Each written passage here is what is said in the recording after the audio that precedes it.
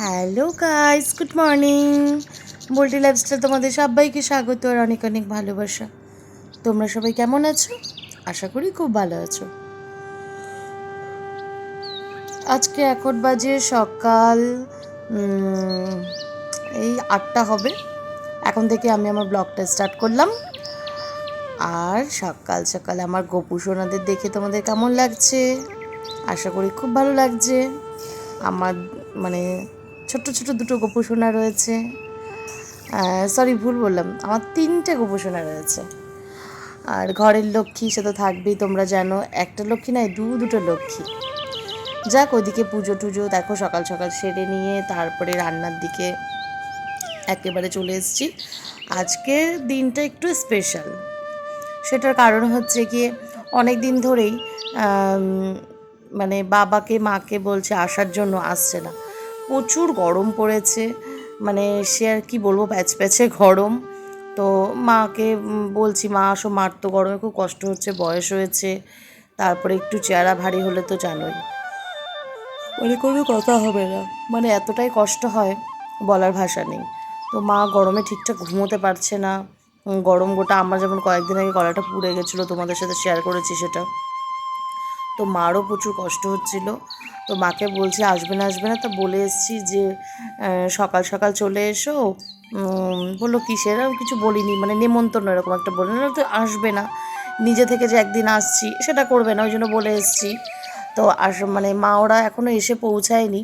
আমি মোটামুটি রান্নার তখন গোছাতে শুরু করেছি, তার মধ্যেই আর কি মা তখন ঢুকেছে। তো দেখো, এদিকে রয়েছে কাতলা মাছ, আরেকটা রয়েছে রূপচাঁদা মাছ, আর রয়েছে চিংড়ি মাছ। তবে আজকে বোধহয় কাতলা মাছটাই রান্না হবে, রূপচাঁদা মাছটা আজকে রান্না হবে না। তো বাজার আসার পরে মনা সব বাজার টাজার গুছিয়ে রাখছে।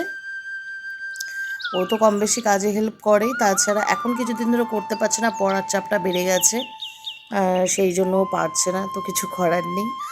আরেকটা কথা কি জানো তো, মানে কি বলবো, সমস্যা এতটাই, মানে সেটা তোমাদের না বললে বোঝাতে পারবো না। মানে মনা যখন এখন অনেক কাজই করতে পারে না, আর আমার না সব রকম কাজেই এখন মানে গরম পড়েছে তারপর থেকেই আর কি বলতে পারো। মনা যখন ছিল মানে তিনটে মাস্টারের কাছে পড়া, ওর খুব চাপ হয়ে যায়। আর আমার এদিকে এই গরমের মধ্যে মানে এতটা কাজ, তো যতটা তো মানে আমি দৌড়ঝাঁপ করে কাজ করতে পারি, অসুবিধা হয় না, কিন্তু শরীরটা যখন খারাপ হয়, মানে গরমের মধ্যে একটু খারাপ তো হয়ই। আর আমার যেন এই বছর গরমে একটু বেশি শরীরটা খারাপ হচ্ছে, তখন আমার কাজ করতে খুব কষ্ট হচ্ছে। তার মধ্যে বাবানটা অনেক দুষ্টুমি করে, ওর পেছনে একটু ছোটাছুটি করতেই হয়, সেটা আর বলার ভাষা নেই।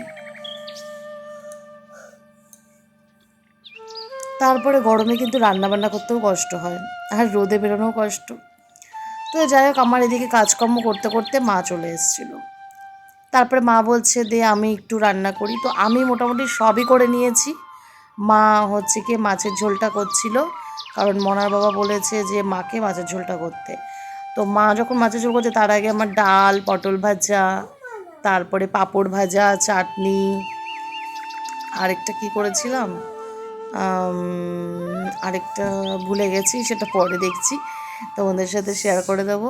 আর মনা ওইদিকে স্যালাড ফ্যালাড কেটে রেখেছে, আর আলু টালু সেদ্ধ করার পরে মা কিন্তু মাছের ঝোলটা করেছে। তারপরে এখানে দেখো ঘরেই সবাই খেতে বসে গেছি, কারণ তো বলছি প্রচুর গরম। আর মানে উপরে ঘরটায় না, আমাদের মানে দোতলার ঘরটায় এতটা গরম লাগে, চারিদিকে রোদের তাপটা প্লাস ছাদের যে তাপটা, মানে নিচের ঘরের থেকে উপরের ঘরেই গরমটা বেশি।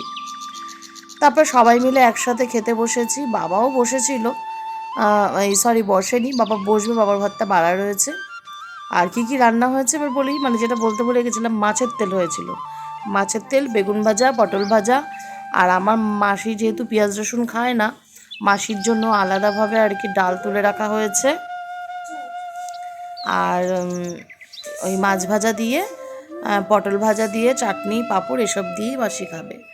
আর আমরা তো মানে একসাথেই সেদিনটা বসেছি খেতে, কারণ আমাদের কিন্তু সহজে একসাথে খেতে বসা হয় না। আর মা যখন আসে, এখন বাইরে টেবিলেই খেতে বসাটা হয়, তাও একসাথে হয় না। কিন্তু এই দিনটা মানে যেহেতু গরমের জন্য মানে ঘরে বসে খাবো, এসিটা চালিয়ে দিয়েছি দুপুরের আগে, সেই জন্য আর কি সবাই মিলে একসাথে বসে খাওয়া হয়েছে, অনেক দিন পরে একসাথে খেলাম, খুব ভালো লাগলো। তারপরে সব কাজটা সেরে চলে গেছিলাম কাঁচরাপাড়া একটু কেনাকাটা করতে। বলতে পয়লা বৈশাখে কিছু কিনবো করে কেনা হয়নি। ও বলছিল চলো কিছু একটা কিনে দেবো। আমি বললাম ঠিক আছে চলো। আমার খুব ভালো একটা মানে বেস্ট বন্ধু বলতে পারো। তো চলে গেছিলাম দুজন মিলে কাঁচরাপাড়ায়। তারপরে কাঁচরাপাড়ায় গিয়ে কেনাকাটা করার পর ও তো বলছে এটা খাও সেটা খাও। তো প্রথমে খাইয়েছিল আমের শরবত না কি একটা যেন খেলাম, বেশ ভালোই লাগলো। তারপরে কাঁচরাপাড়ায় গেলে আমি যেটা করি, যে কাঁচরাপাড়ায় যাবো আর ওই দোকান থেকে চাউমিন বা এগুলো কিছু একটা আমি খাবো। তো ওখান থেকে একটু চাউমিন টেস্ট করছিলাম, খিদেও পেয়েছিল, শুধু টেস্ট বলবো না, খিদেও পেয়ে গেছিলো। তারপর চাউমিনটা খেলাম। আর ঘুগনি খাওয়ার কথা বলছিল, ঘুগনিটা আর খাইনি। তারপরে ঠান্ডা জল খেয়েছি। আর তোমাদের সাথে একটা জিনিস শেয়ার করা হয়নি, সেটা হচ্ছে যেই কুর্তিটা আমি পরা ছিলাম ওটা আমি পয়লা বৈশাখের আগেই কাঁচরাপাড়া থেকে কিনেছি, কিন্তু তোমাদের দেখানো হয়নি। আর এইদিকে দেখো আজকে কাঁচরাপাড়ায় গিয়ে যা কিনেছি সেটা পরে শেয়ার করবো।